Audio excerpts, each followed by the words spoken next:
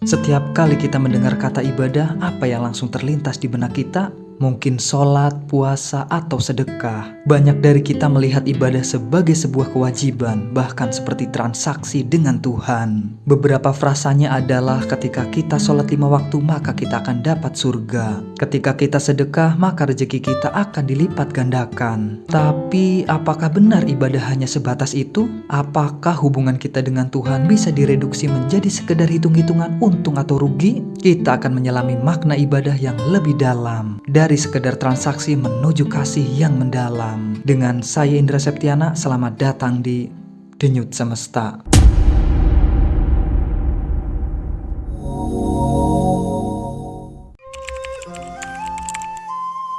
Mari kita jujur pada diri kita sendiri. Banyak dari kita beribadah karena takut. Takut masuk neraka, takut tidak diberkahi, atau takut diuji. Ini adalah fase awal yang wajar. Imam Ghazali, seorang ulama besar, menyebutkan ada 3 tingkatan ibadah. Tingkatan pertama, ibadah seorang budak. Kita beribadah karena kita takut hukuman. Jika tidak sholat, kita takut masuk neraka. Ini adalah ibadah yang didasari rasa cemas. Namun jika kita hanya berhenti di tahap ini, hubungan kita dengan Tuhan menjadi kaku seperti hubungan antara majikan dan buruh. Kita akan selalu menghitung sudah cukupkah ibadah kita, dan kita khawatir itu akan terus menghantui. Ini adalah ibadah yang masih terperangkap dalam logika timbal balik.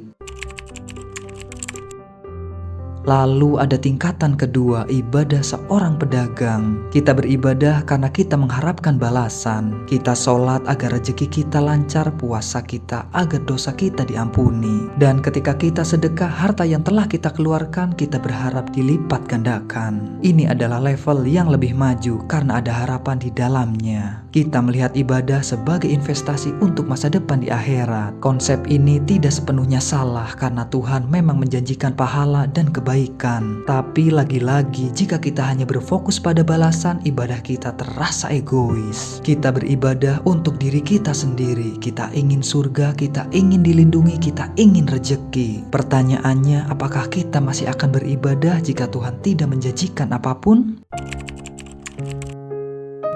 Ini adalah tingkatan yang paling tinggi yang disebut oleh Al-Ghazali sebagai ibadah sang pencinta. Ibadah yang dilakukan bukan karena takut atau mengharapkan balasan, melainkan karena cinta dan rindu kepada sang pencipta. Kita sholat bukan karena kita takut neraka, melainkan karena kita ingin bertemu dan berbicara langsung dengan Tuhan. Kita bersedekah bukan karena kita ingin kaya, melainkan karena kita ingin menebarkan kebaikan seperti yang Tuhan ajarkan. Profesor Dr. Nurholis Majid atau yang akrab disapa Cak Nur seringkali menekankan pentingnya pemahaman mendalam dalam beragama. Menurut beliau, kita harus bergerak dari ibadah yang bersifat syariat menuju ibadah yang bersifat hakikat atau esensi. Ini berarti ibadah tidak lagi sekedar ritual kosong, melainkan sebuah dialog spiritual yang dipenuhi kesadaran atas kesaksian. Ibadah menjadi ekspresi syukur atas setiap napas, setiap nikmat, setiap keindahan alam di sekitar kita. Hubungan kita dengan Tuhan tidak lagi transaksional, melainkan seperti hubungan seorang dengan kekasihnya. Mari kita renungkan, sudah sejauh mana perjalanan ibadah kita? Apakah masih di tahap transaksi yang penuh hitungan, atau sudah mulai beranjak menuju cinta yang tulus dan mendalam? Ibadah sejati bukanlah tentang apa yang kita dapatkan, melainkan tentang siapa kita di hadapan Sang Pencipta. Saat ibadah kita didasari cinta, ia akan terasa ringan dan menyenangkan, karena ia bukan lagi beban, melainkan kebutuhan jiwa. Wassalamualaikum warahmatullahi wabarakatuh.